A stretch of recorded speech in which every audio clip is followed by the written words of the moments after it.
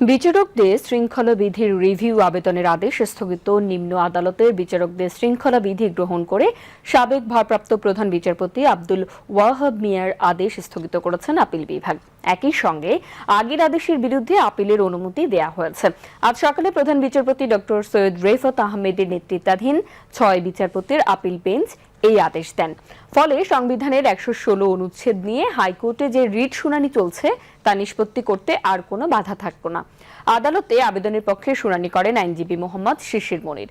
রাষ্ট্রপক্ষে ছিলেন attorney general Mohammad Asaduzzaman. বিচার বিভাগ পৃথকীকরণ সংক্রান্ত মাজদার হোসেন মামলার রায়ের ধারাবাহিকতায় বাংলাদেশ জুডিশিয়াল সার্ভিস শৃঙ্খলা বিধিমালা 2017 প্রজ্ঞাপন আকারে একই বছরের 11 ডিসেম্বর প্রকাশ করা হয়। এই বিধিমালা গ্রহণ করে 2018 সালের 3 জানুয়ারি আদেশ দেন 5 সদস্যের আপিল বিভাগ। এই আদেশ পুনর্বিবেচনা চেয়ে তৃতীয় পক্ষ হিসেবে আইনজীবী মোহাম্মদ শিশির মনির সহ 8 আইনজীবী মে মাসে আপিল বিভাগে আবেদন করেন।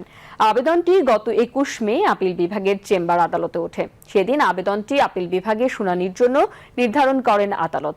এর ধারাবাহিকতায় গত 27 জুন শুনানি হয়। শুনানি শেষে রায়ের জন্য আজকের দিন ধার্য করেন আপিল বিভাগ।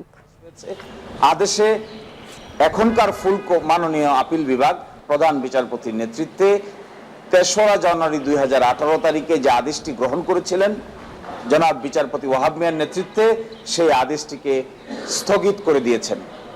একই সাথে নিম্ন আদালতের যে শৃঙ্খলা বিধি আছে তা এই ইন দ্য মিন টাইম যে সময় আছে সেটি কার্যকর থাকবে।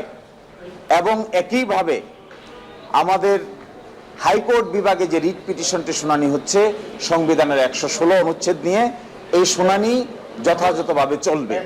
এই 3টি আদেশের মাধ্যমে আজকের এই রিভিউ পিটিশনটি নিষ্পত্তি করা হয়েছে এবং লিভ গ্রান্ট করা হয়েছে।